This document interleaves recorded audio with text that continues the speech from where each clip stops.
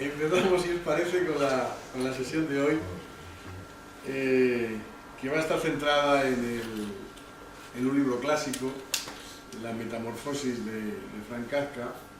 Se cumple 100 años, precisamente, de la edición del libro, y creo que sería la antítesis, el propio libro, de lo que en teoría hacemos aquí en Entre Líneas. Siempre defiendo la presencia, por lo menos a nivel de reflexión, de lo que es el personalismo comunitario, ¿no? Que el individuo ciudadano dentro de un colectivo determinado sea la esencia de todo, frente a cualquier estructura, por muy grande que sea, y aunque haya que aceptarla casi con genuflexión, siempre antes que cualquiera o cualquier entidad está el individuo ciudadano, que al convertirse en persona convive con los otros dentro de ese personalismo comunitario. Y la metamorfosis, lo que Kafka nos indica es que es la antítesis precisamente del individuo, del personalismo y de la comunidad, en la que cualquier individuo hace su vida, hace su vinculación con la realidad. Un buen día, Gregorio Samsa toma conciencia al levantarse de que se ha convertido en un bicho repugnante.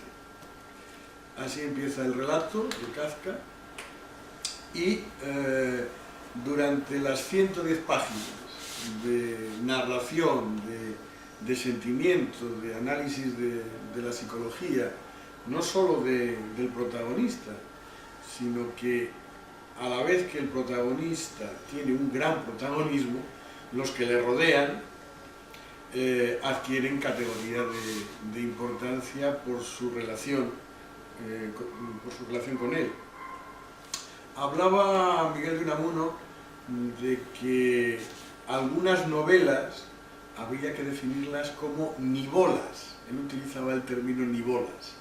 Y una nivola es un relato que trasciende la narración como tal y se convierte en un ejercicio de filosofía, de reflexión.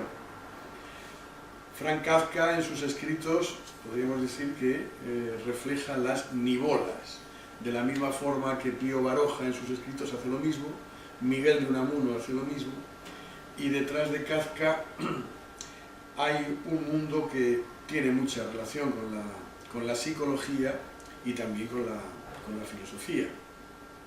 Gregorio Samsa se encontrará extraño ante sí mismo y ante los otros que le rodean.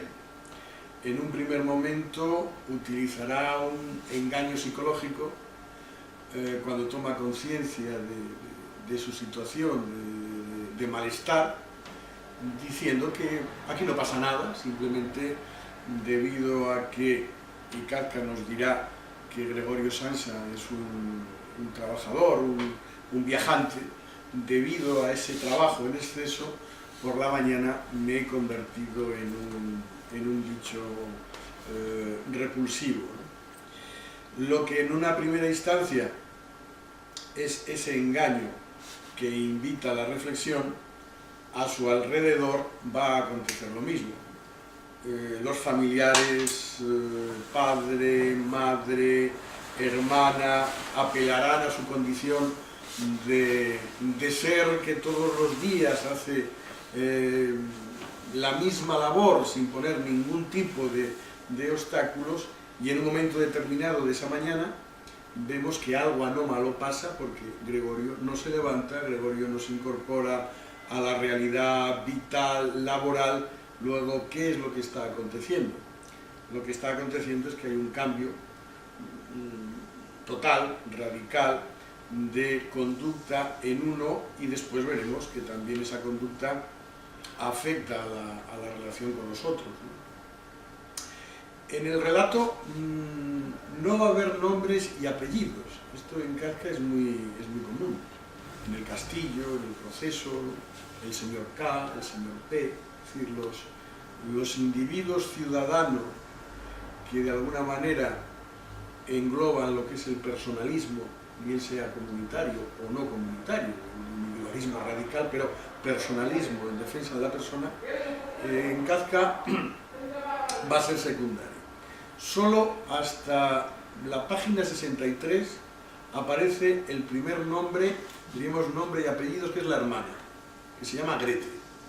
Hasta ese momento todos son personajes, seres en abstracto, el padre, la madre, la estructura familiar, la hermana, la aparición del principal, es el gerente, el responsable de la empresa, que interpela como miembro de la estructura qué es lo que ocurre, porque ese día Gregorio no va al trabajo. Como digo, no hay nombres y apellidos, todo es en abstracto. Cuando después aparezca un personaje de una gran crueldad, como es la asistenta, tampoco tiene nombre, y cuando aparezcan unos seres tangenciales en el relato, que son los huéspedes, los que van a ayudar a la familia a solventar esa parte económica necesaria para subsistir, tampoco tiene nombre. Por lo tanto, en Kafka, repito, la presencia personal es difícil porque se da cuenta que la relación entre los personajes también es difícil, tan difícil como que no hay relación. Como que no hay relación. Da la sensación como que cada uno, que es cada cual, es un número, un objeto en relación con los otros. En Kafka no hay sujetos, hay objetos. A lo sumo, y esta es una filosofía pesimista, a lo sumo uno solo puede ser sujeto de sí mismo, porque la presencia del otro, de los otros, lejos de ayudar a reforzar, reivindicar mi esencia como sujeto, me la va a debilitar. Luego el pesimismo del otro, lo que Sartre dirá, el infierno son los otros, no hay necesidad de parrillas,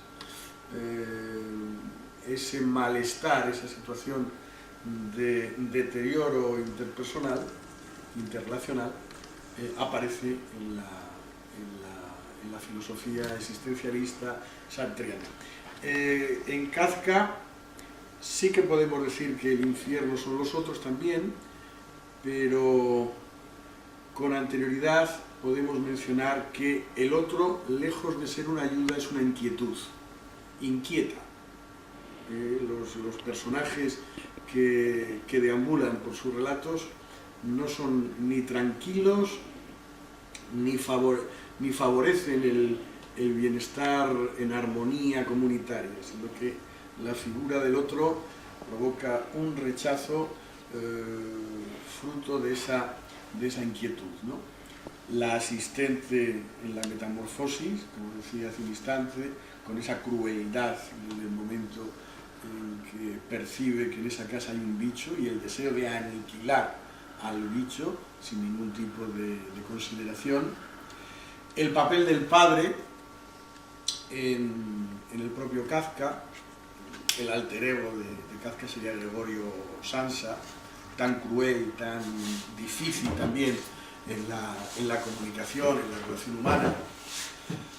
La madre, de una manera aséptica, no llega a ese rechazo visceral, pero tampoco apoya al nuevo estado del hijo, sino que se queda en una postura, como digo, muy aséptica, nada vinculante, y deja que el deterioro de su sensibilidad, de su situación ya anómala, se materialice hasta el final. Solo en algún momento podríamos alejarnos de este pesimismo de Kafka con la figura de la hermana, que la hermana deja una puerta abierta a la piedad, ¿no? A pesar de la dureza de la situación, diríamos que la hermana apuesta por la ayuda, apuesta por sacar adelante al hermano, que es realmente lo que ocurre. Entra en la habitación, hace la limpieza de la habitación, no le deja abandonado en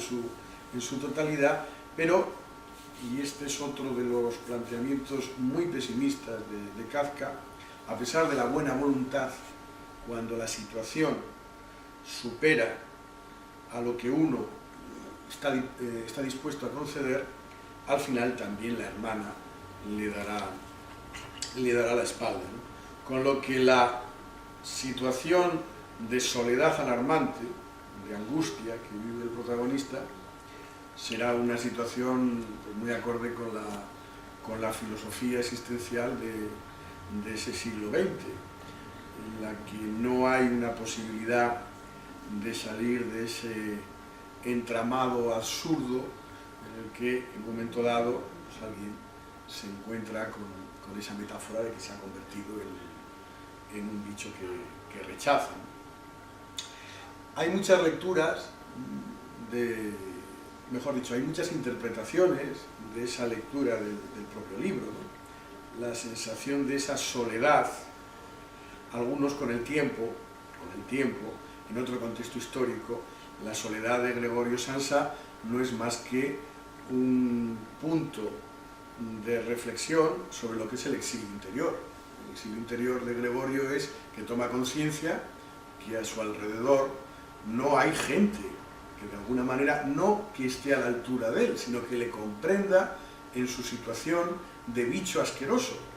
Y entonces cuando una persona se siente bicho asqueroso en el sentido de que toma conciencia de que es distinto o diferente, lo que de forma inconsciente pretende es que el otro tome partido por su comprensión. Cuando eso no ocurre, porque por lo general el otro siempre es un distante, distinto, el concepto de exilio interior aparece, ¿no? Y Gregorio Samsa toma conciencia de que la única salvación que ya le queda es la del exilio interior. Y lo ve y lo siente de una manera también muy radical. Cuando por problemas económicos la familia tiene que contratar, dejar la casa a los huéspedes para que con su apoyo económico puedan sacar adelante la realidad vital, Gregorio se da cuenta de que los huéspedes tocan el violín, hace cada uno la vida normal, nadie toma conciencia de lo que está aconteciendo en la casa, hasta que en un momento dado, de forma tangencial, alguno de los violinistas, en este caso no en el tejado, sino en la casa de Gregorio, se horroriza al ver al bicho que está en la casa, ¿no?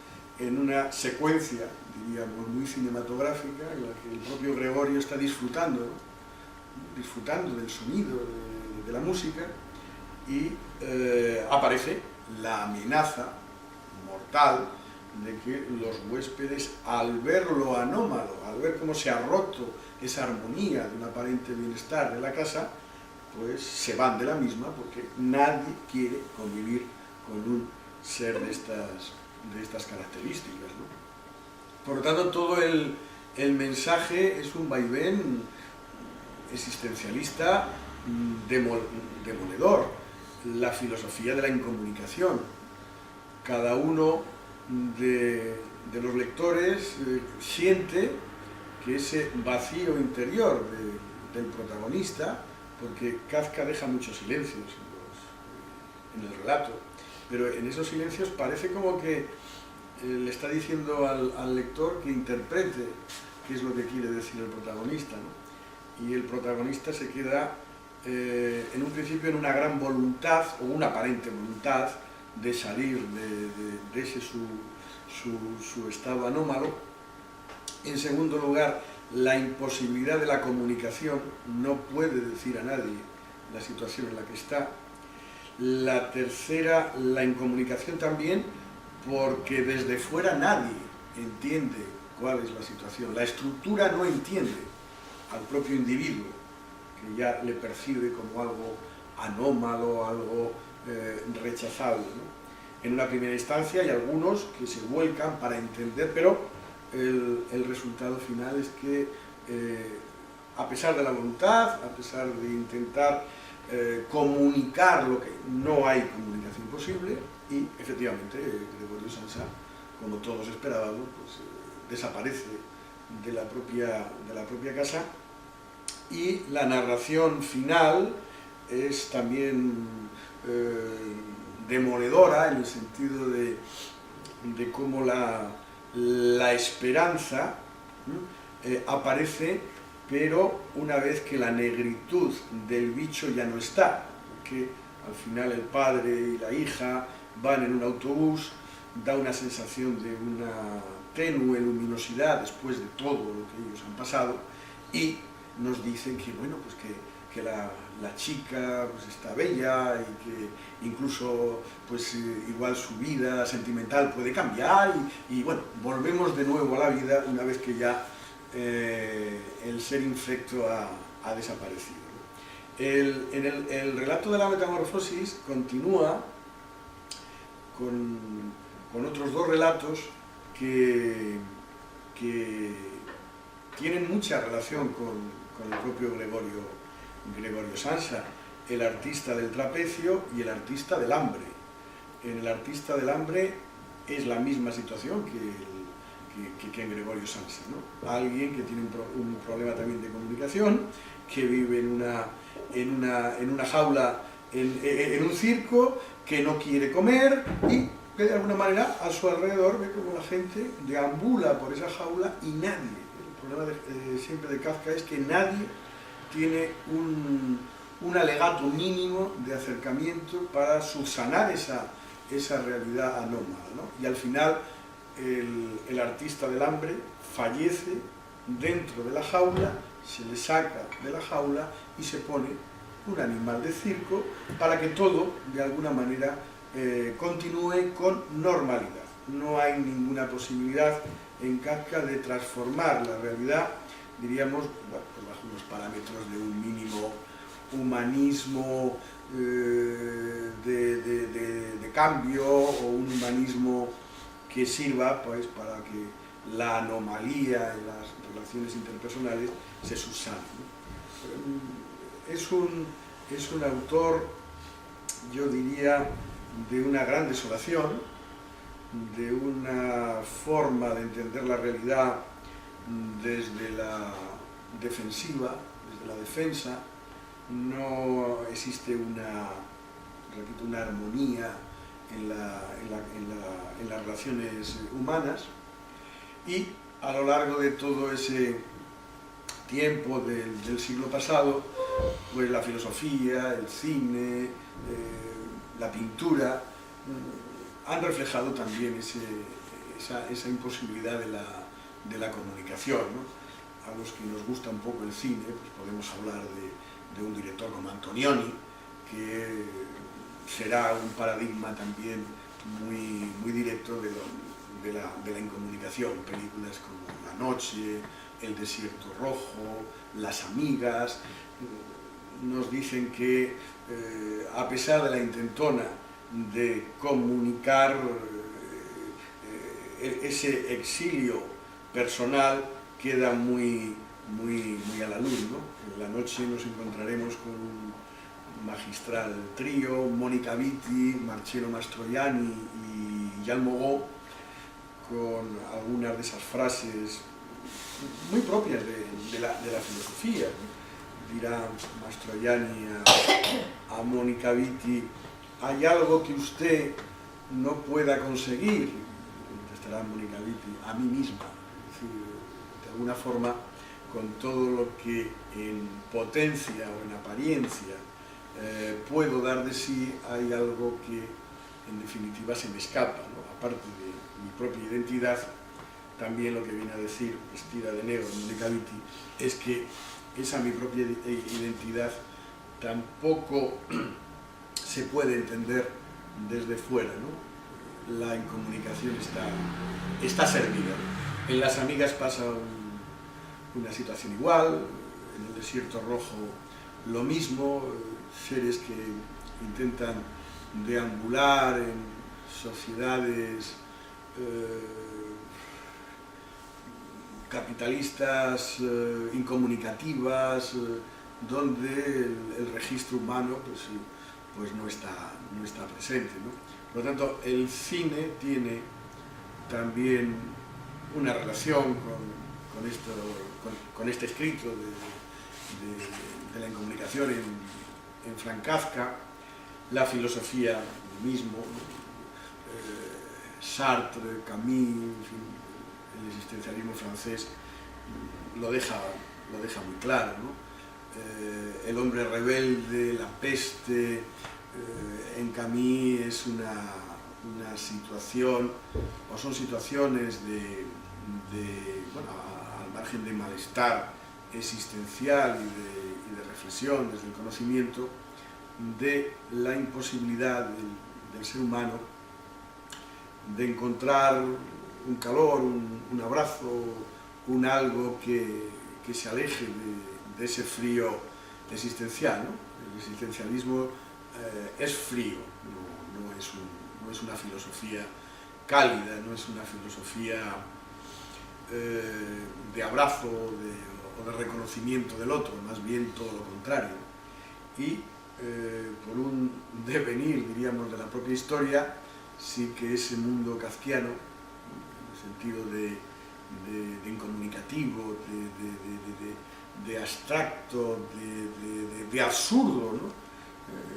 En el proceso no se sabe por qué le persiguen al protagonista, no sabemos nada, y sin embargo él sabe que alguien le está persiguiendo, no tiene nombre ni apellidos, pero está ahí, ¿no?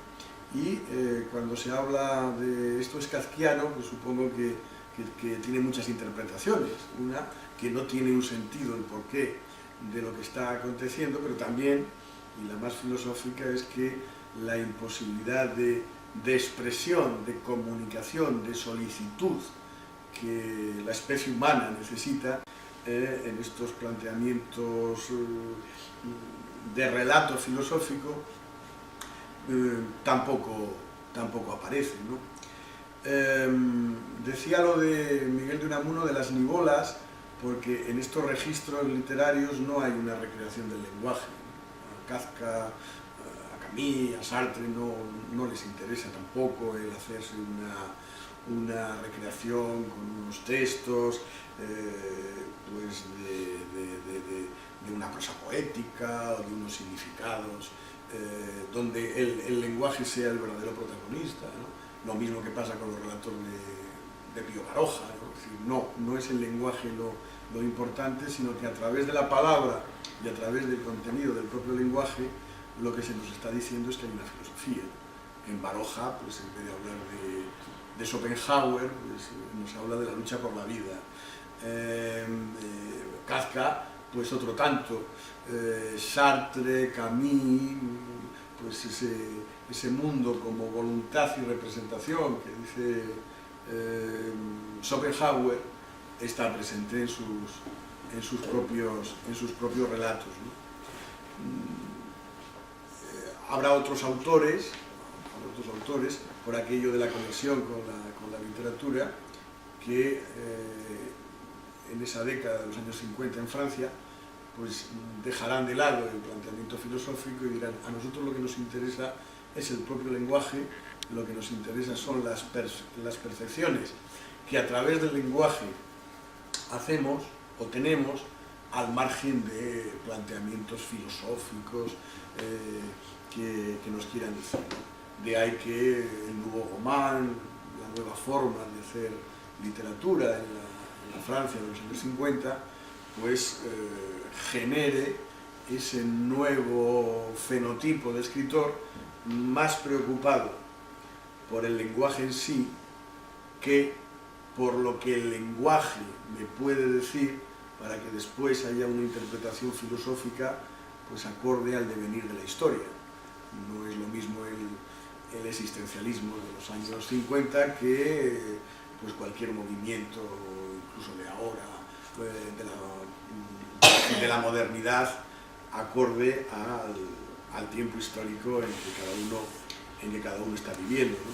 Por lo tanto, la literatura, la vida y la filosofía tienen un estrecho margen de unión, como si fuera una buena macedonia de frutas o una buena macedonia de conocimiento para la interpretación de la realidad.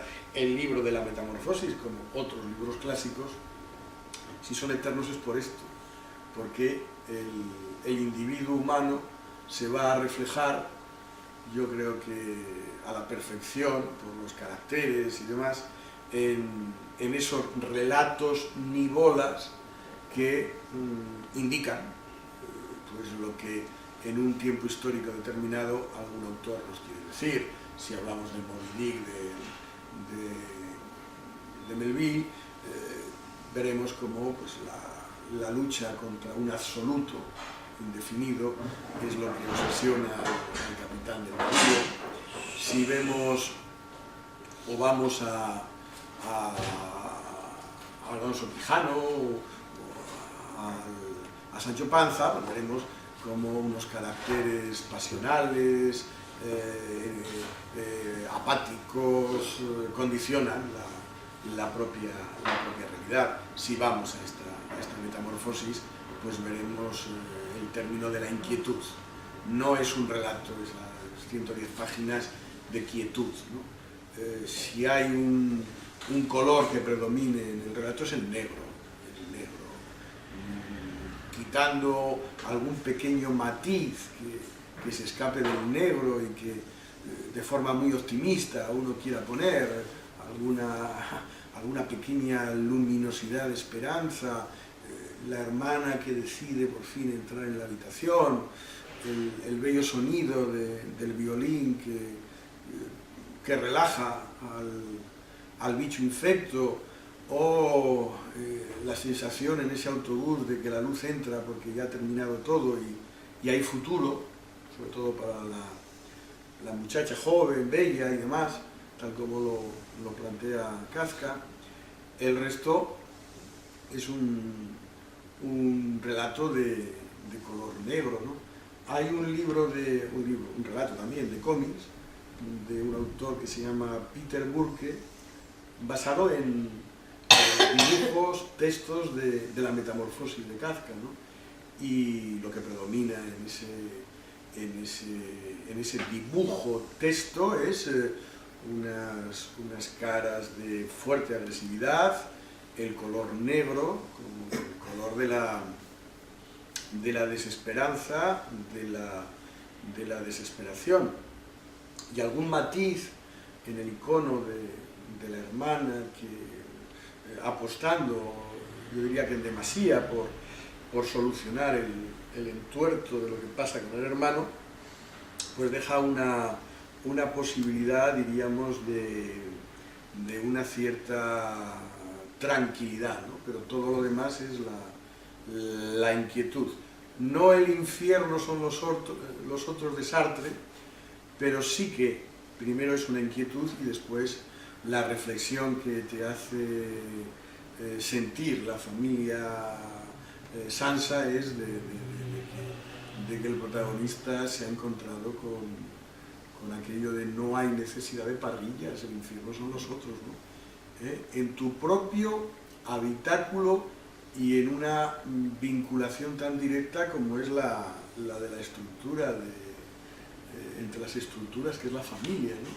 O sea que si la familia te da la espalda, en el sentido de que no cohabita o no comparte la aparición del bicho que rechaza, también la estructura social, en la metáfora de los huéspedes, violinistas y la figura del principal, así lo llama Kafka.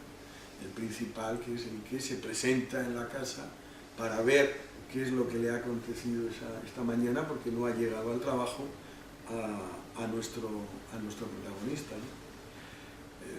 Podríamos hablar de muchas de esas influencias en la narrativa, en esa década de los años 50, en la novela en castellano de la posguerra, como una prolongación de ese mundo de la reflexión, de la filosofía, pero creo que el boceto de lo que es este libro clásico pues está hecho, y si os apetece al amparo de lo que aquí ha surgido o nuevas cosas, pues me parecerá bien que manifestéis vuestro comentario vuestros puntos de vista sobre este mundo de la literatura y de la metamorfosis de Kafka.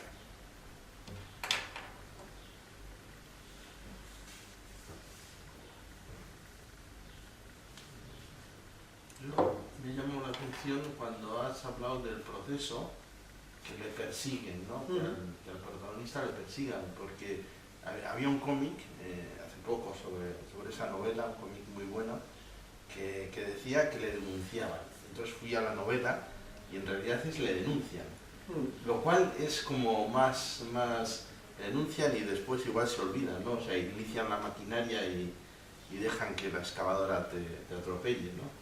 O sea, que incluso la máquina ya no tiene el que ha puesto en marcha, o sea, igual la han puesto en marcha a lo mejor por accidente, ¿no? O sea, fulano ha hecho algo y ya te has olvidado, ¿no? Pero siempre es en abstracto, no se sabe quién persigue, no se sabe quién denuncia, no se sabe lo que ocurre. Lo que sí ves es que, como en la película de Orson Welles, ¿no? El proceso, el personaje está corriendo, a lo lejos ve que aparecen seres extraños, pero no sabe realmente, ¿no? A él le gustaría saber por qué ha acontecido lo que ha acontecido, ¿no? Y nunca lo va a saber, porque en esa incomunicación consigo mismo que tiene y la incomunicación con los otros, no va a encontrar ningún tipo de respuesta, ¿no? Ese es el universo verdaderamente kafkiano, que nadie sabe realmente nada, y pasan las páginas en la lectura y no soluciona nada. Y en la imagen visual de Orson Welles ocurre lo mismo, ¿no? La sensación de angustia ante el evento de que va a acontecer algo, no se sabe lo que va a acontecer también, pero la inquietud del protagonista, ¿no? Y es... Pero no saben, pero parece como que saben. Yo es que me acuerdo que en un grupo en el que estábamos, un chico, y aquí ya lo decían en voz baja, está en Zamudio. Y ya como que no se decía más, ¿no? O sea, le pasó algo y estaba en Zamudio. Zamudio era un sanatorio, ¿no? Y entonces se decía así como en voz baja y ya parecía como que ya no se hablaba más, ¿no? Y de hecho cuando volvió, porque volvió de Zamudio, la gente se atrevía, o sea, tenía como miedo hasta a preguntarle, ¿no? ¿Qué tal? O, ¿estás mejor? O sea, como diciendo, ¿ya estás cuerdo? No sé. Claro, claro. Por eso, lo que acabas de decir sería un proceso de comunicación humana normal. Ya estás aquí, has estado mal, ya estás cuerdo, ¿cómo te encuentras? No, simplemente ha estado en Zamudio, que cada cual realmente saque o no saque ningún tipo de conclusión. Si saca alguna conclusión, es un subjetivismo de cada cual. Y si no la saca, el planteamiento kafkiano te vendrá a decir, es que tampoco a nadie realmente le interesa por qué ha estado en Zamudio, cómo ha estado en Zamudio, ha superado el estar en Zamudio, no, se fue a Zamudio, vuelve a Zamudio, si es que ha venido, que si no hubiera venido no ocurre absolutamente nada y la vida continúa. Ese es el problema o el proceso de la interpretación de los textos de Franz Kafka, ¿no? Demoledores, claro, demoledores, todos los argumentos o las situaciones que engloban el discurso, ¿no? Porque no hay salida.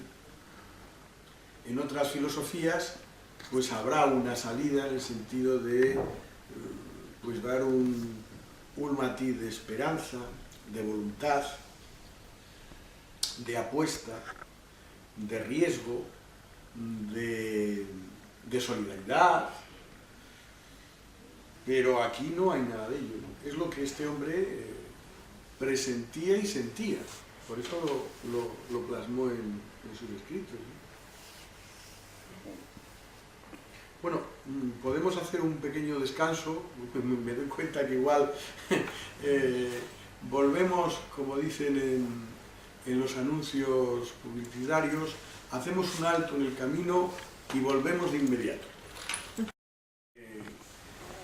O sobre el libro o situaciones que tengan que ver con el propio libro de lo que hemos hablado, bien sea en la modernidad o bien sea en otro tiempo histórico, si de alguna forma hoy lo kafkiano cómo se puede manifestar, si es que se manifiesta, qué futuro tiene, diríamos, lo kafkiano, o si es una interpretación tan subjetiva que está sometida a su vez a múltiples interpretaciones. Yo entiendo un poco eso, ¿no? De que como tú mismo decías, eran las nivolas. Nivolas, que pues son cosas de la vida misma que luego es un poco para hacer reflexión acerca de eso, ¿no? No necesariamente nos convertimos en insectos, pero a veces tendemos a eso, a cerrar puertas y encerrarnos y buscar exilios interiores y cosas de esas.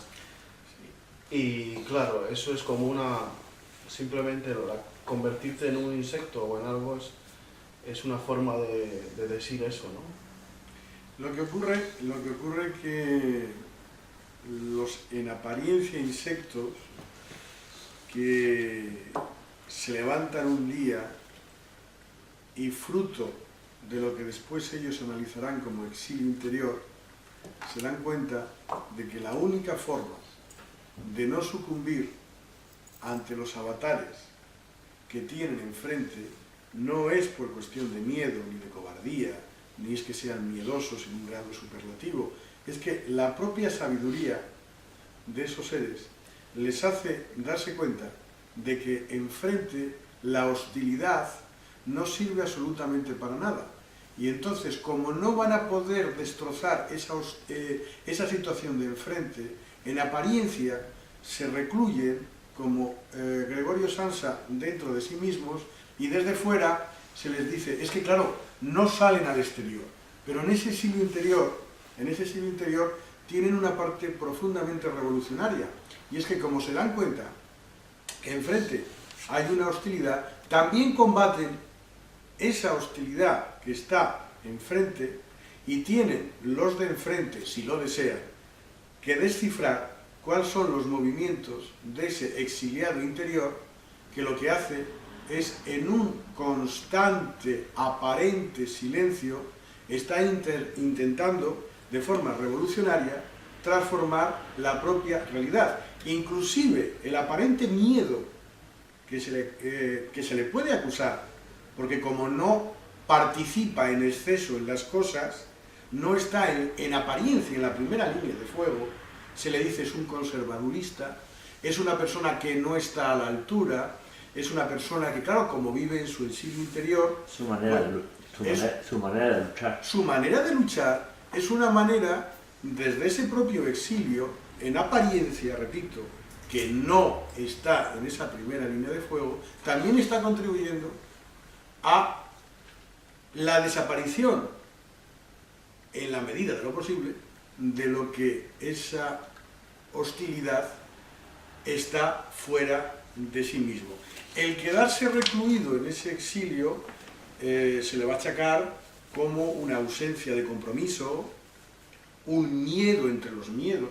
Hay personas que parece que son las personas que más miedo tienen del mundo, porque parece que no hacen absolutamente nada. Y cuando se les incita a que hagan cosas, como no participan en exceso por escepticismo, porque saben lo que se van a encontrar, o cuando se les dice que desde fuera tienes que participar en este evento revolucionario de transformación, de que los productos de alguna manera deben llegar al máximo para que el combate sea lo que sea y sea muy firme, hay gentes que en apariencia se quedan en segunda línea. Y entonces se les acusa como que no están a la altura. Lo que sí están es a la altura de ese su exilio interior, que por otros mecanismos también está en un litigio, en un combate, en una transformación de la sociedad. Cuando una persona niega un algo, no quiere decir que se quede de forma aséptica sin hacer nada en contra de esa realidad. En ese aparente silencio, en ese aparente irse de lo social o de lo colectivo, está transformando la sociedad, sí, de alguna manera verdaderamente radical.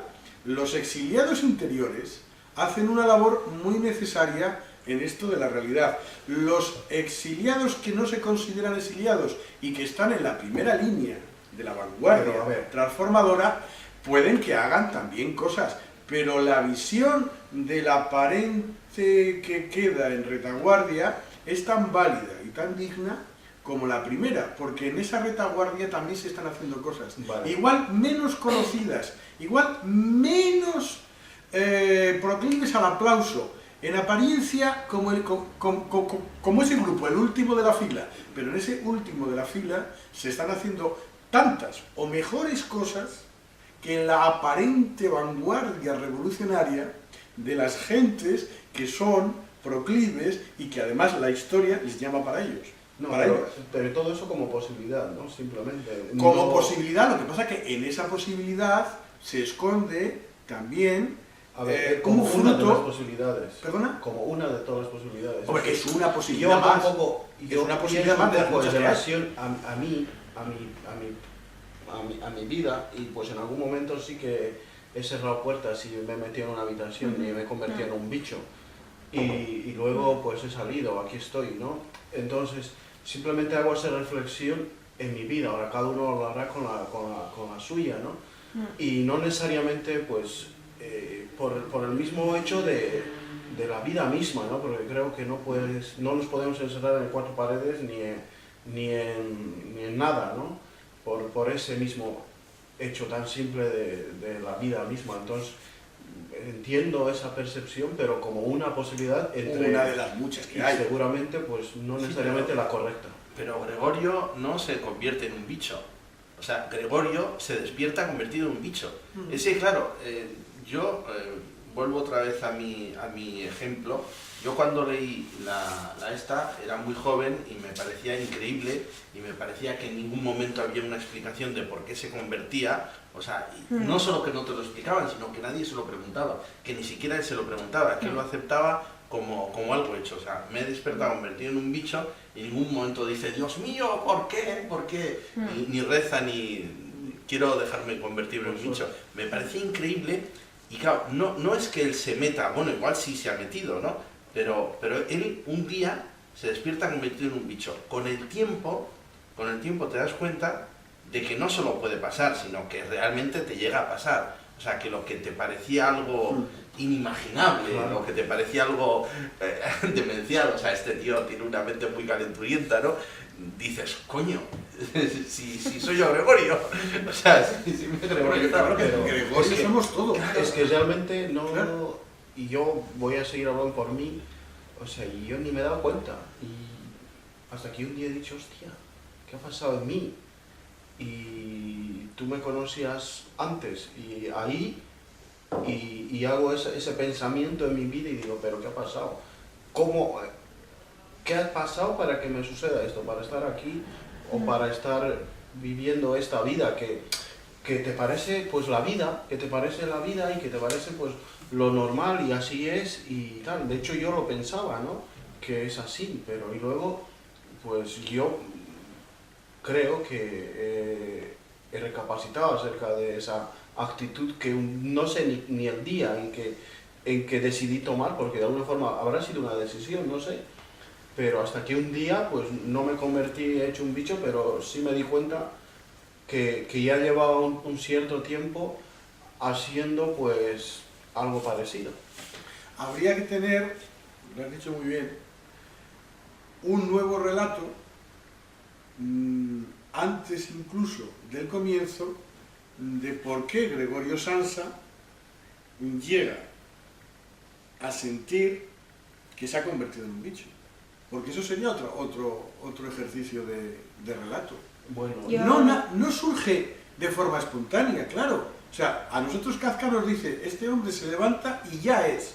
Pero antes de ese tiempo cero, si analizamos, sería otro relato. Sería otro, ¿Eh? Sería Claro. otro. Sería otro, pero interesantísimo y también. el que existe también sería otro. Claro, pero sería muy interesante La porque metamorfosis es entonces comprenderíamos Entonces, por qué se ha llegado a eso, y en las primeras páginas Kafka, en eso que he llamado el engaño psicológico, dice Gregorio Samsa, claro, es que he trabajado tanto, como soy un viajante de comercio, Es que y sí, he tenido que estar, ya empieza a organizar psicológicamente una interpretación. Es que simplemente igual es, al final, eso no importa, ¿no? De alguna forma, porque mucha gente, pues llegaremos a eso, unos por problemas económicos, otros por problemas sentimentales, otros por cuestiones familiares, por enfermedades, ¿no? Pero al final, pues, de alguna forma, nos vemos convertirse en un bicho o no, lo que sea. Yo creo que, bueno, Sí, pero... para mí, él se convierte en un bicho por la presión de apoyar económicamente la familia, porque por todo el estrés. más bien por la presión de la sociedad y la idea de que él es el hijo que tiene que ganar el dinero, porque en todo el libro no habla de sus amigos o de dónde están sus amigos o echa de menos sus amigos. Él no tiene amigos y trabaja todo el tiempo por la familia, y al final él se muere por la familia porque no es útil nada más para ellos. Es una lectura. Sin embargo, la presencia tan hostil de la propia estructura en la figura del principal también te recuerda que no solo es la familia como estructura quien condiciona a Gregorio Samsa, sino también la ubicación en el contexto histórico, con la misma violencia que le va a plantear el padre al protagonista, se lo plantea el principal cuando se presenta en su casa. Pero Por lo eso tanto, va de acuerdo a lo que dice ella, precisamente. Sí. Porque Gregorio, encima de que tiene que trabajar mucho, menos jefe tiene. claro, pero es Y que todo por la familia. tiene que Sí, trabajar por la ¿verdad? familia. También esa Se hostilidad encuentra- es subjetiva, ¿no? La hostilidad del mundo es subjetiva. Igual le pasa a Ignatius hablando de eso. Ya. Bueno, no, Él también ve es unas subjetiva, cosas y un trabajo Marco, y no sé qué, es y un subjetiva, sufrimiento pero donde- está. Es subjetiva, pero está. Por eso, algunos seres humanos, cuando definen el exilio interior, lo dicen de una forma subjetiva. Porque para uno el exilio interior, en comparación con otro, igual no tiene un sentido. Pero de la misma manera que la imposición familiar le hace al protagonista, dentro de esa su estructura familiar, estar como está, también el que se le empuje desde una estructura social hace que también se convierta en bicho. Luego estará la reacción de cada cual, que dirá, a mí por mucho que tenga que estar dependiendo de la estructura familiar, yo no me voy a convertir en bicho. Por mucho de que tenga un principal, a un gerente, a una estructura, al capital, al Estado, a todas las grandes estructuras, yo no me voy a convertir en un bicho. Bien, hay seres que en esa lidia consiguen salir bien. Hay otros seres que no, que sucumben ante esa imposición, ante ese imperativo, y sus vidas quedan destrozadas de por vida, porque esa estructura es la que está ahí.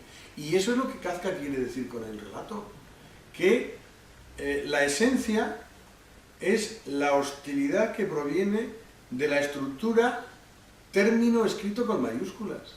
Y ante esa hostilidad hay una serie de mecanismos de defensa lícitos, cada cual en su subjetivismo, para ver cómo toreas esa suerte. La voluntad, la esperanza, la donación, el exilio interior, la escritura, los aparentes miedos. Los aparentes miedos lo que esconden lo que esconden, que no son miedos, es un hartazgo ante las estructuras que provoca tal grado de asco esa situación estructural que en apariencia el miedo es alejarse de todo ello simplemente para no estar contaminado por la náusea que eso implica. Claro, Por lo tanto, el subjetivismo de los conceptos, cuando los empleamos de una manera u otra, también un concepto mal empleado en una definición convierte al que se le lanza ese concepto en un bicho, porque le deja imposibilitado a la reacción. Si tú, por ejemplo, a una persona, en un proceso comunicativo, se me ocurre, tú dices, imagínate, esto es una imaginación, un proceso que se me ocurre ahora, eres la persona con mayor grado de miedo que he conocido en muchísimos años. En apariencia, lo que le estás diciendo al otro es que su capacidad de reacción es nula, y es tan nula porque está condenado a su propia inutilidad debido a su cobardía.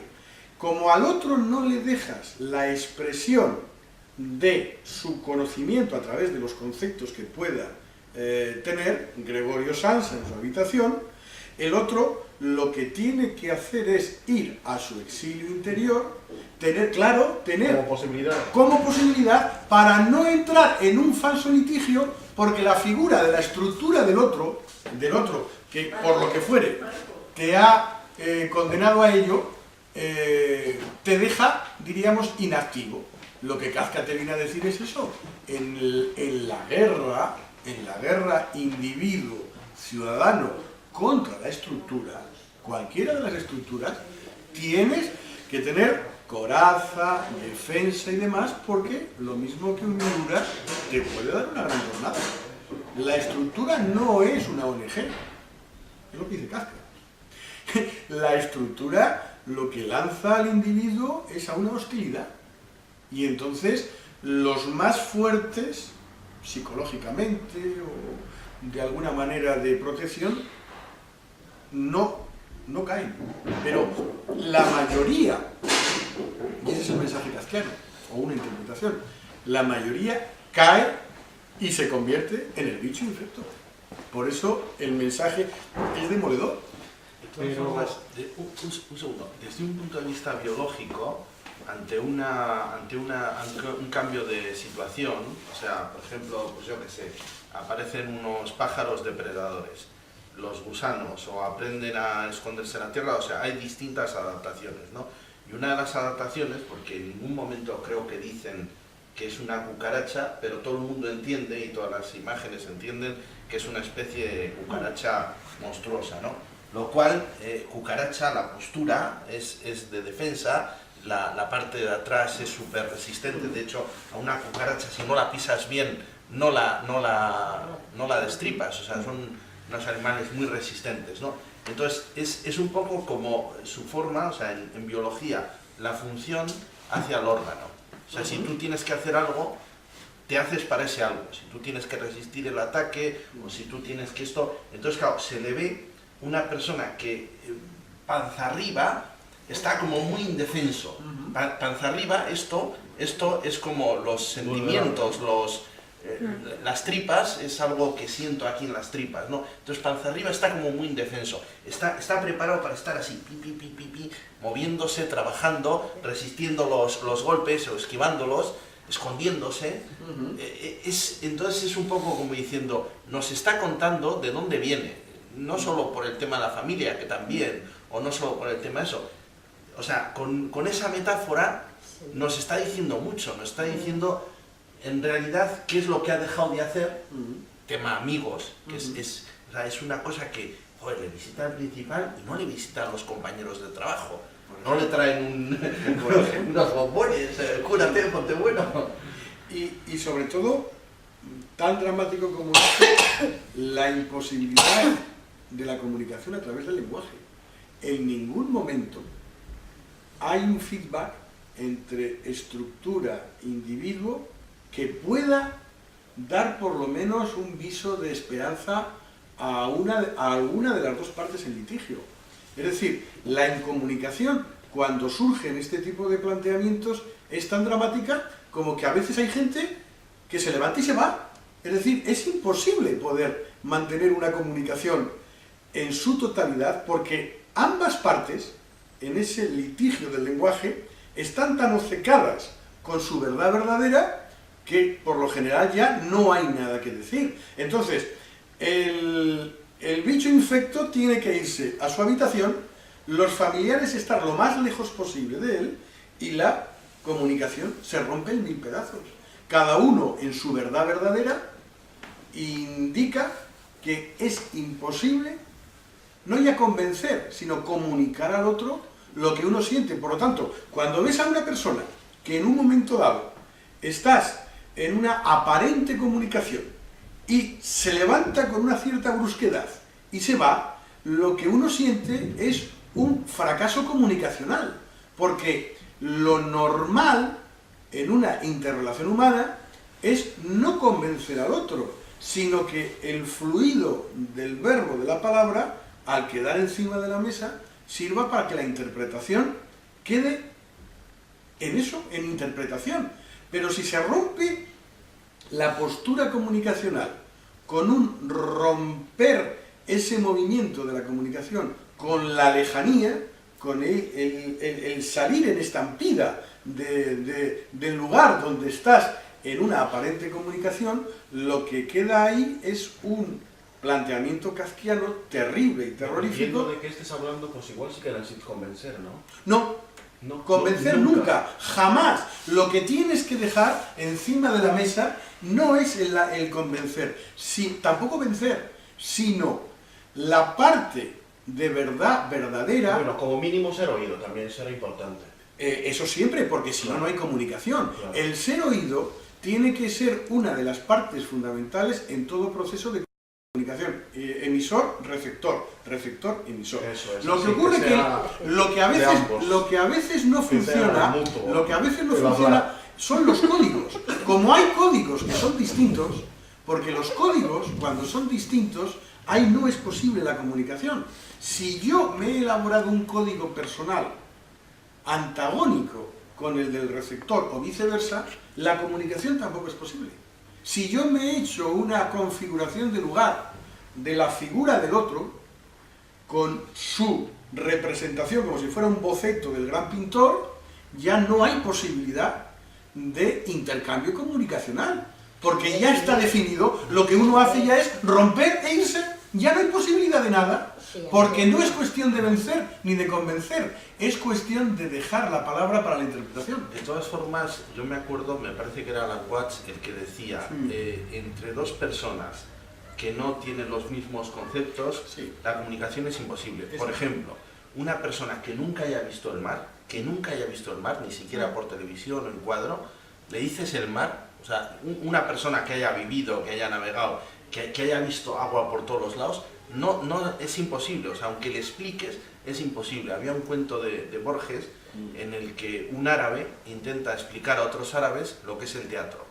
En el mundo árabe no había gran tradición de cuentacuentos, pero no había tradición teatral, entonces claro, todos le preguntaban, ¿y la gente puede hablar? Sí, dice, pues bueno, pues uno que cuente la historia. Y entonces no lo entendían, o sea, no podían entender, dice, ¿y por qué hacen eso? ¿Y por qué tal? Y no hacían más que hacerle preguntar, y el otro tampoco se lo podía explicar, porque realmente lo había visto y no se lo podía explicar. Sí, eso sí, si los conceptos son tan dispares y no están de acuerdo, no hay una convención, uno no conoce el mar y no hay manera de explicarlo, pues vaya. Pero el hecho de que tú te hagas una composición de una persona y ya no puede haber comunicación, no, porque puedes seguir viendo a esa persona y te puede dar Pero imagínate que la persona dice, te quiero. Y te has hecho un concepto. Pero imagínate que la persona te dice, te quiero. Y eso para ti significa una cosa y para la otra persona significa otra, que no es que no sea parecido, es que es totalmente distinto. Claro, pero por ejemplo, entre el árabe que estaba intentando contar a los otros árabes, que era el teatro, pues igual necesitaba poner ejemplos o hacer cosas o mostrar, pues no sé, fotos o lo que sea, ¿no? Pero si esas personas, esos otros no quieren saber ni eso, Claro. pues ahí radica un problema muy grande y se crea una brecha muy grande. claro, es importante la abertura, ¿no? A ver qué me quiere contar a ver qué me quiere decir, y que me deje utilizar esas posibilidades de pues no sé, medios, ¿no? Y después sacar una conclusión, ¿no? Pero como mínimo, eso, la intercomunicación, ¿no? Y yo lo veo un poco así. Ya se te pusiste el ejemplo de que si yo digo a una persona que es miedosa, ¿no? Una de las posibilidades es eso, pues buscar su exilio interior y tal.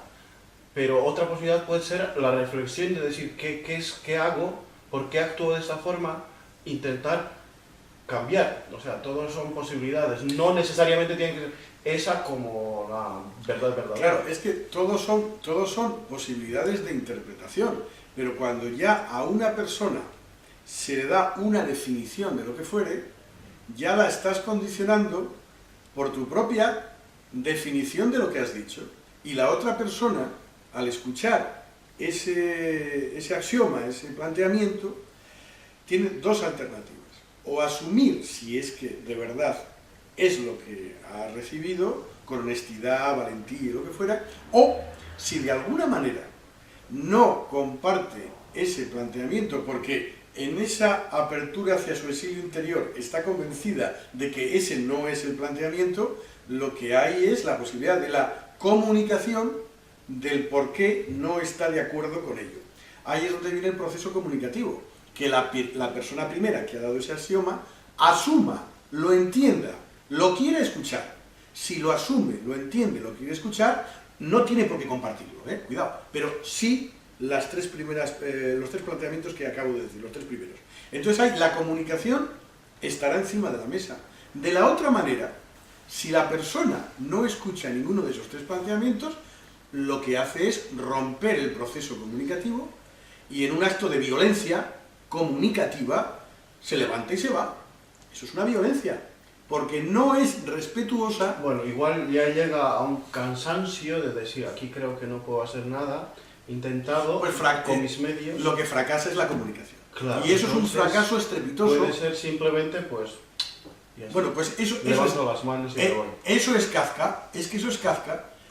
Asume que el fracaso de la comunicación es tan grande que ya, por mucho que Gregorio Samsa hubiera querido explicar lo que le ha pasado, el propio Gregorio se da cuenta de que va a ser imposible, ni el padre, ni la madre, ni la hermana le va a escuchar.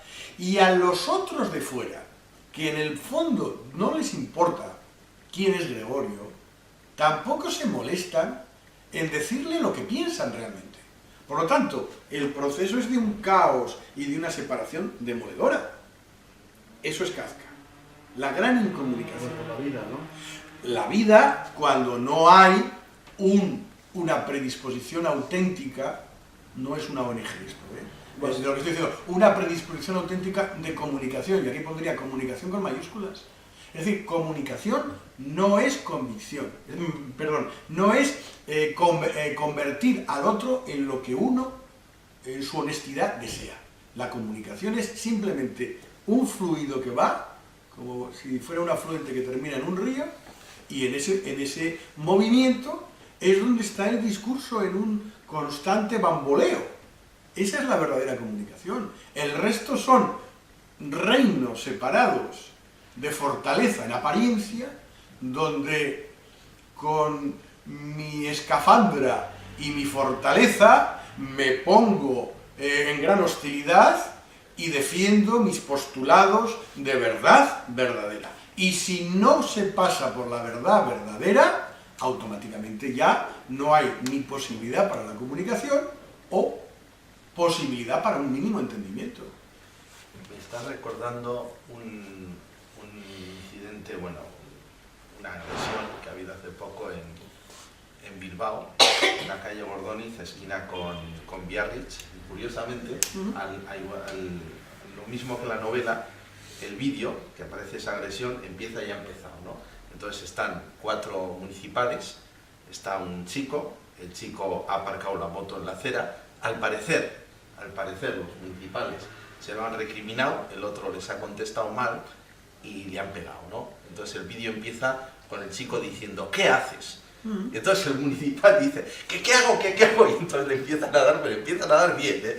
Y uno le tira al suelo y los otros le siguen dando, le dan entre 3, otro mientras tanto el cuarto le está esposando. Claro, lo digo riéndome Sí. como una defensa, porque realmente o me río o me cago en lo más barrido y busco una gasolinera más cercana, ¿no? O sea, quiero decir que al final vienen 8 coches, 16 municipales para detener a un chico, para detener y apalizar a un chico que lo único que había hecho había sido poner la moto en la acera y después mandarles a tomar por culo Pues, eso, ¿no? Estoy muy de acuerdo contigo, en esto de la vida hay mucha gente que a veces dice, ¿qué haces? ¿Pero qué haces? Porque no entiende o entiende lo que se avecina, pero al no compartirlo y parecerle una auténtica aberración, lo que dices es, ¿pero qué haces? Es decir, si esto no tiene que ver nada con lo que tú estás planteando y se está pasando por tu cabeza, Kafka. Pero la gente, al igual que la familia, tampoco se mete mucho. No. Mira, pero Cualquiera se mete, pero por si si hay 8 acaso, años, sí, no pero, te pero jodes, por si acaso Sí. yo me convierto también en bicho, por si acaso me contagia, pues no me se meto, cae una no me gota, meto. no, pues nada. Entonces, el tema es que la gente pasa, mira, Bueno, pero no dice en tu mucho. relato sería los violinistas, los huéspedes violinistas que aparecen en la metamorfosis. Eso es. Es decir, no, yo no me puedo meter, ¿qué es eso que tienen ustedes allá? Un bicho, wow. Estaban tocando el violín, dejan el violín y se van de la casa. Es decir, no quiero participar en este evento. Mientras que hay otros de la propia casa que la hermana Grete y demás, pues intentan éxito, fracaso, aquí una vez más la ambivalencia está presente, en la realidad del hermano Gregorio. Intentan, pero también van a fracasar. Los unos ni lo intentan, los otros lo intentan, pero el fracaso es total en Gregorio, ¿no? Y ese es el planteamiento dramático y pesimista de la narración. El Vaticano iba a contratar una empresa que se encargara pues de su promoción por vía internet y cosas de estas, y estuvo probando con varias empresas, ¿no? Y empresas muy relacionadas a la iglesia, pero por X o Z motivo ninguna podía ofrecer un servicio bueno, ¿no? Porque pues se aferraban al sentimiento, a la fe y a esas cosas, y de alguna forma se necesitaba algo comercial, hasta que contactaron con una empresa española que ninguno creía en Dios, ni en la Biblia, ni en nada, y esta empresa pues les hizo la página web, les hizo todo, ¿no? Y de alguna forma luego se dieron cuenta que eso, ¿no? Que querían que al principio buscar una empresa que pues que esté, que se sepa la Biblia, que hable de religión, que no sé qué, no sé cuánto, y al final no era lo que buscaban, y que una empresa que sin saber nada de la Biblia ni nada, saber su trabajo que tenía que hacer para promocionar el Vaticano como una entidad, pues lo hizo mejor, ¿no? Y al final se llevó el trabajo, y la empresa, de hecho es una empresa española. ¿De qué es de condones y de esas cosas? Porque eso no se cuenta. Eso puede ser otra interpretación también muy interesante. No es lo mismo el contenido de una realidad determinada, no es lo mismo el contenido que la venta del producto de ese contenido. Es decir, hay gentes... Bueno, en realidad es la venta, ¿no? Es un ocurre, producto. bueno, pero en este caso... El Vaticano pasa a ser un producto y esta empresa se encarga de Lo que pasa promocionar es que ese producto. habrá gente... Ahora, habrá mucha gente que se persine al oír que el Vaticano es un producto, pues que lo es. En este caso lo es. Y Lo que otros ocurre- muchos peores también. Claro. Lo que Una cosa ocurre será el Así de cristianismo simple. Y otra cosa Y es claro, el hay gente que eso no lo entiende, ¿no? Lo que ocurre es que una cosa es, en esto de la realidad, el producto, y otra cosa es la esencia que de alguna forma posibilita que después haya un producto. Entre la esencia y el producto, lo importante es lo que es de esa esencia de cada cosa. Esa es la verdadera realidad. Y luego el producto, en una sociedad de mercado, lo tienes que vender. Claro, Pero sí. dependiendo también de qué se trate, ¿no? de qué se trate el producto o la empresa o el intercambio, pues ya sea de amistad, de empresarial, de lo que sea, ¿no? Hay ciertas cosas que sí, que tienes que ver la esencia para ciertas cosas, y hay ciertas cosas que Es que no, sin que la esencia no hay producto. Pues no pasó eso con el Vaticano. Pero no importa lo que el Vaticano o las rosquillas o lo que quieras. Lo importante de todo producto, antes que él, es la esencia. Y ahí es donde está la libertad de opción y de estar. Porque en la esencia es donde uno define lo que realmente es. Eso es lo importante. En este caso no sería, fíjate, ni la religión, basta el ejemplo que has puesto. Sería un concepto de lo divino, una idea teológica de la propia realidad. No, era difusión, básicamente. No, pero es que la difusión ya es producto. Es decir, esa es la separación. ¿Ah, sí? Claro, la difusión ya es el producto. Y la esencia de todo ello, diríamos que la esencia de todo ello sería, en este campo de la verdad, la esencia sería la verdad de lo que es. Y luego la venta del producto necesario sería algo secundario, algo que podrá estar en donde esté, si es que está. Pero entre las dos cosas, entre la esencia y el producto como venta, lo importante es el placer, el gozo, la definición conceptual de la esencia en sí. Y luego el producto tiene los mecanismos propios de dejar en un mercado, en una situación, lo que ahí se está haciendo, que está muy bien, que el producto está muy bien, porque debe de estar en el máximo de lugares y demás, y que se haga partícipe al mayor número de gente en la mesa celestial. Claro que sí, pero antes que eso, la calidad, la creatividad, la dignidad, todo lo que uno da para la consecución de ese producto forma parte de la esencia del mismo, y eso es lo verdaderamente importante. Entre el exilio interior, los miedos, los productos y demás, lo que queda es algo anterior a todo ello, que es la reflexión desde la dignidad propia de lo que cada cual está en la realidad contribuyendo a la formación de esa realidad. Todo lo demás son añadiduras. La sustancia esencial es esa forma de ser y de estar en la realidad. Y después los añadidos serían los productos que están en la propia realidad y que forman parte del movimiento de la venta, del convencimiento, de la estrategia, de la capacidad inteligente, pues para que ese producto se venda con calidad. Hay gentes que van a aprender en algunos momentos a cómo se venden los productos. Hay gentes que organizan charlas y organizan estrategias para decir a otras gentes: usted tiene un producto entre manos, ¿cómo lo vende? En esas charlas nunca se habla de la esencia de los productos porque no interesa. Claro. Pero sí se habla del producto y cómo venderlo al mejor postor. Bien, en esas dos acepciones podemos quedarnos con una o con otra o con las dos. Yo, de forma subjetiva, siempre me quedaré con la esencia de las cosas. Y luego, la manera en que los vendedores del producto lo quieren hacer, lo hagan o no lo hagan, siempre será secundario. Porque el producto, antes que producto, es esencia creativa, da muchas posibilidades, ¿no? Y esa es la verdadera realidad y el verdadero placer en la forma... Realidad. Claro, es un placer en la realidad, porque forma parte de tu creatividad.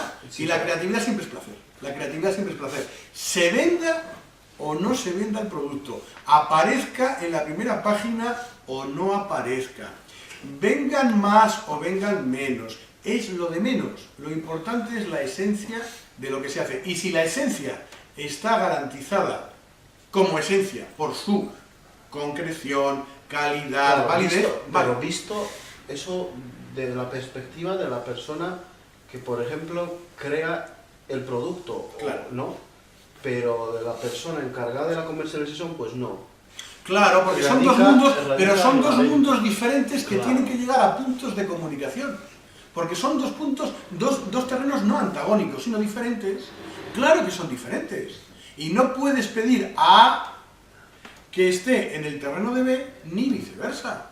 Entonces, aquí sí que hay un proceso de código común de gente que tiene que ser inteligente para que las dos partes no sean antagónicas, porque si las dos partes son antagónicas, ¿a qué se conduce? Al exilio interior. A se queda en su exilio interior y el vendedor del producto, como no ha sido comprendido porque A se ha ido también, pues se queda en su exilio interior de decir, yo con este producto podría haber llegado al infinito porque me valoro mucho y además voy a cursos de aprendizaje para cómo se venden los productos, pero como A se me ha ido, en su esencia, en su situación que es difícil de controlar, porque comunicativamente hablando no hay posibilidad, pues son dos seres que de alguna manera se quedan abandonados en la intemperie de la realidad. Claro. Hay que llegar a puntos de encuentro entre el concepto A y el concepto B para que funcione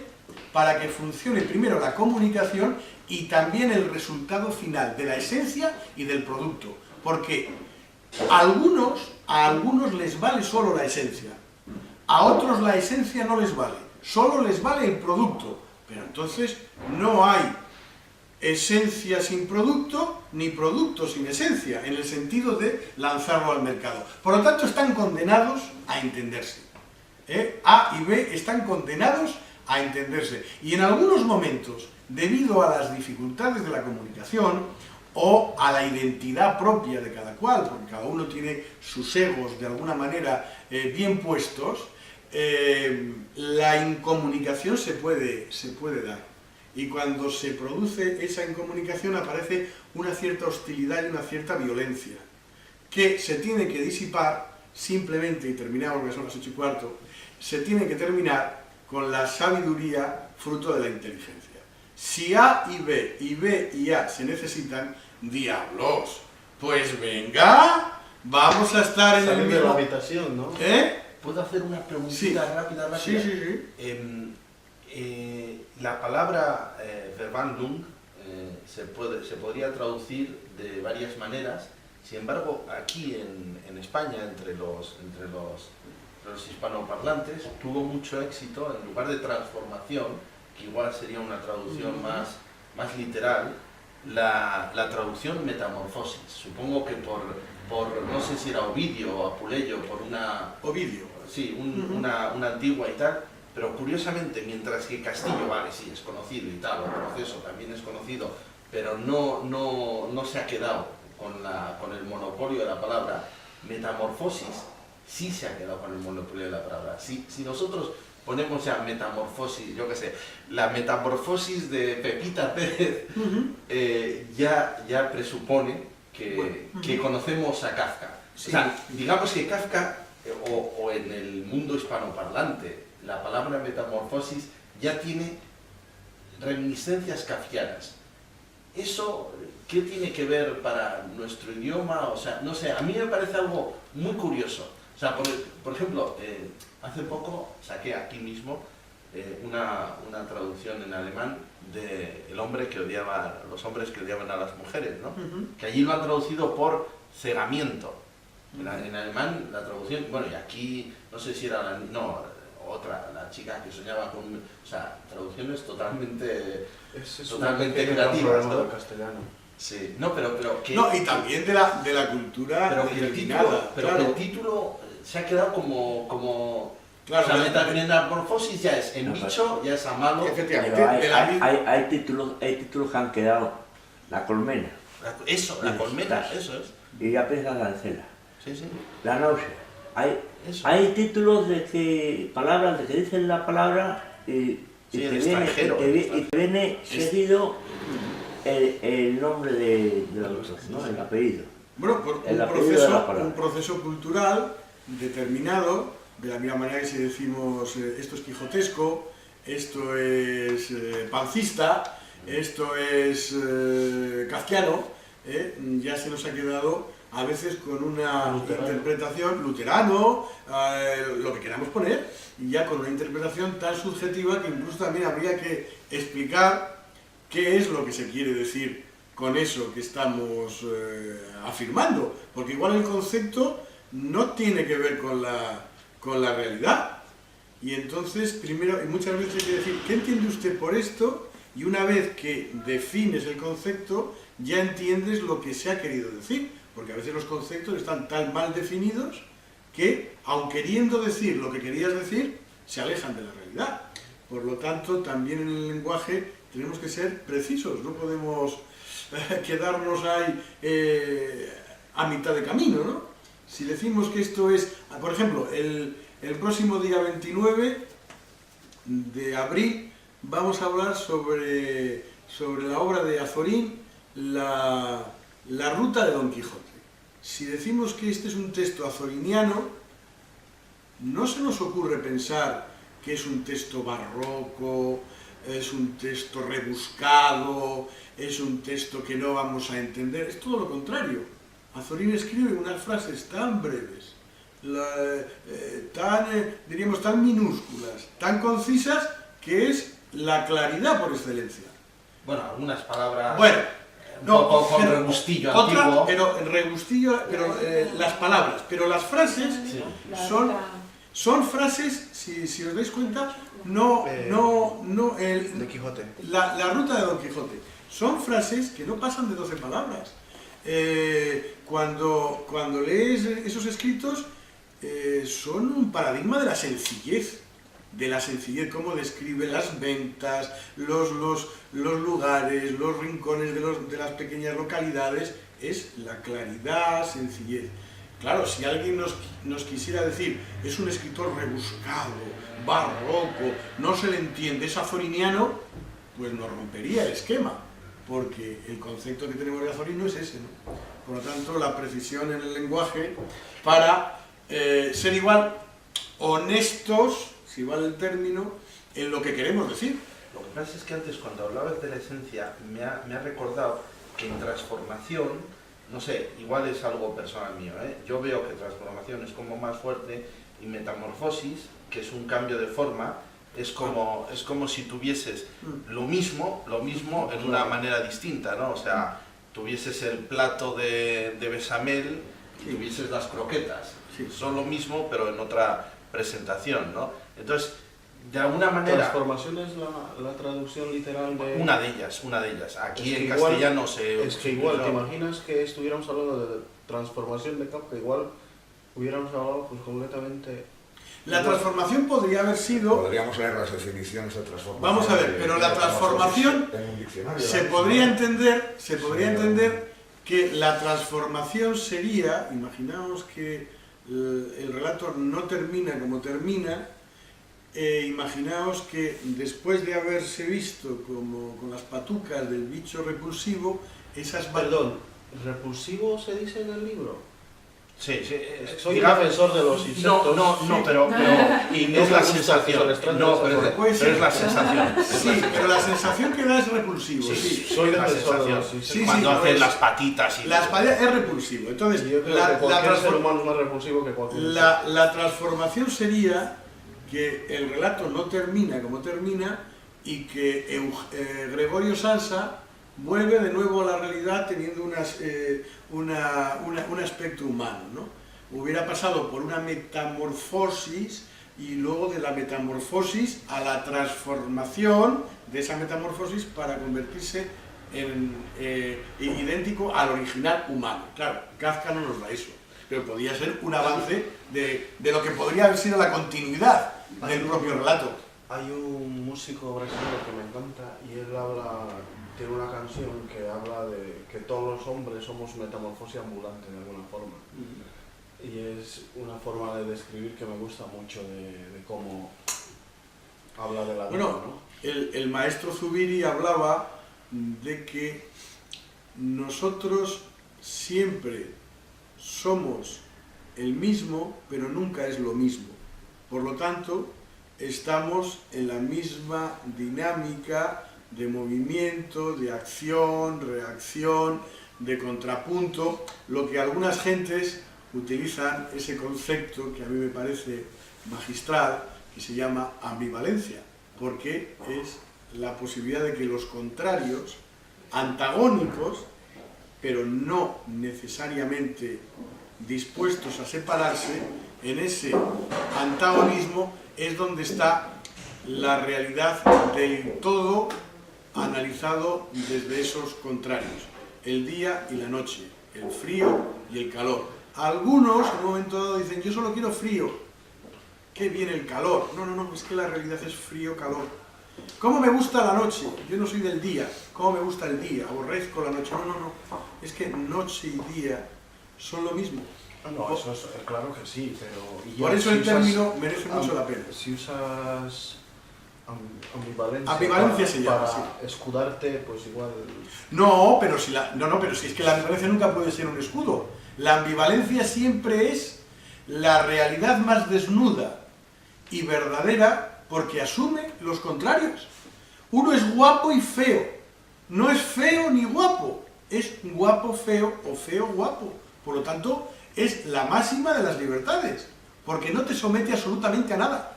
Porque en las dos partes es donde tienes que encontrarte como pez en el agua. En el absoluto nunca te encuentras. Porque o es guapo o es feo. Y como no tengas una de las dos cosas, tienes bajón. En la ambivalencia somos guapísimos y feísimos. Será por lo tanto, qué cuestiones bien. culturales también, ¿no?, que me choca. También. Porque, por ejemplo, yo he aprendido la palabra ambigüedad aquí. Nunca la había oído. Es que en mi cultura no se usa esa palabra. Y cuando lo oí aquí dije, ¿esto qué es?